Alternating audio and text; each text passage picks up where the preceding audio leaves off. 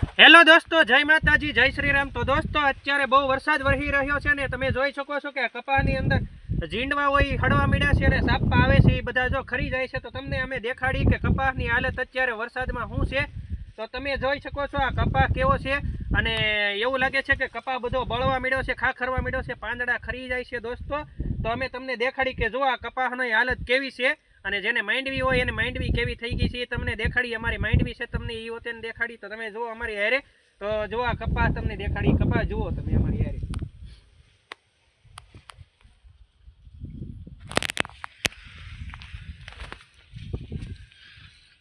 દોસ્તો જો આ સાપા હતા એ બધા ખરી જાય છે। વરસાદ એટલો બધો આવ્યો છે કે વરસાદ રહેવાનો આમ એને મન જ નથી થતું। એક હારે કેટલા 6 મહિનાથી વરસે છે। ડુંગળી બગાડી, બાજરો બગાડ્યો, માણસના ઘઉં બગાડ્યા, કેટલો પાક બગાડ્યો છે ઓણના વર્ષમાં દોસ્તો। અને આ વખતે માંડવી બગાડે છે અને કપાહે બગાડે છે અને બધાને ઘણાને તો અજમા હોય છે અને કેટલી વસ્તુ આવેલી હોય છે, બધું બગડે છે દોસ્તો। હજી જો ખેતરમાંથી પાણી ખાલી નથી થતા દોસ્તો અને ઝીંડવા હાવ જુઓ હળીને કેવા થઈ ગયા।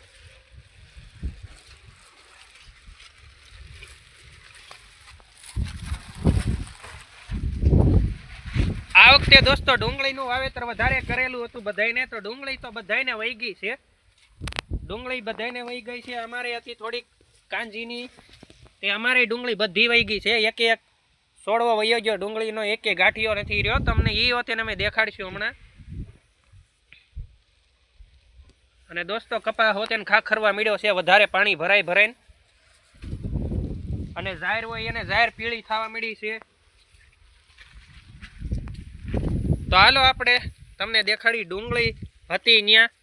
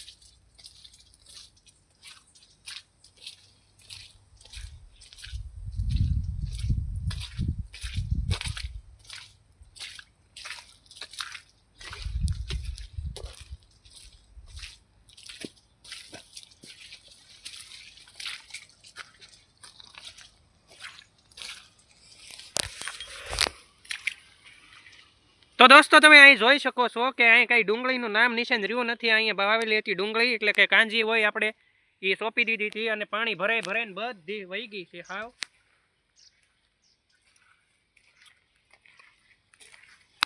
અહીંયા કોઈને લાગતું નથી કે ડુંગળી સોંપી હતી એમ, એટલો વરસાદ દોસ્તો અહીંયા વરસ્યો હતો।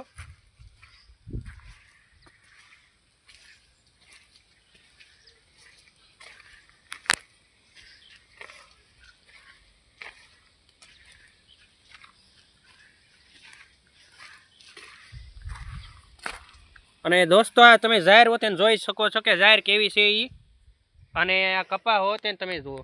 અને દોસ્તો હવે અત્યારે માંડ તડકો નીકળ્યો છે, જેવો તડકો નીકળે એટલે એવો પાછો વરસાદ આવે છે અને પાછો બધો આખો સાપા હોય થોડાક ઈ ખેરી નાખે।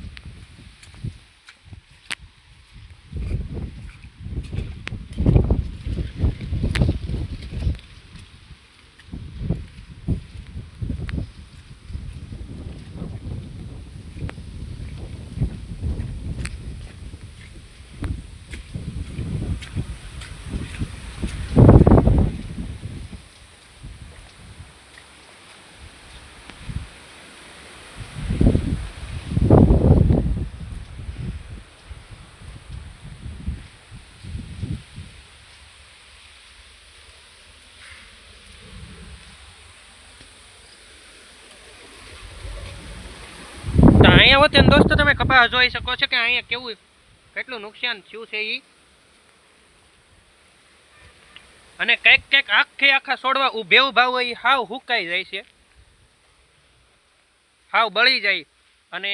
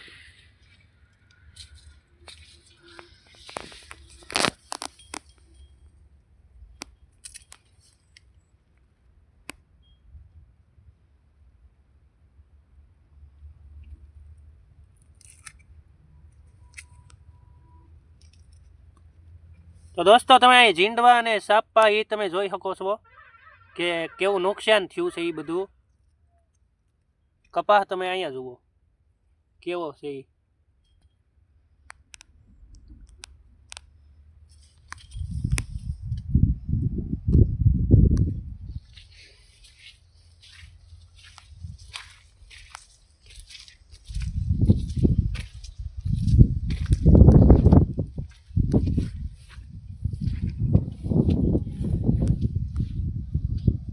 અને દોસ્તો આ છે આપણી માંડવી, અને જે 32 નંબરની છે. તો તમે જોઈ શકો છો આ માંડવી કેવી છે અને પાકવા એવી છે. હવે કાઢવાની જરૂર જ છે, પણ વરસાદ રહેતો નથી.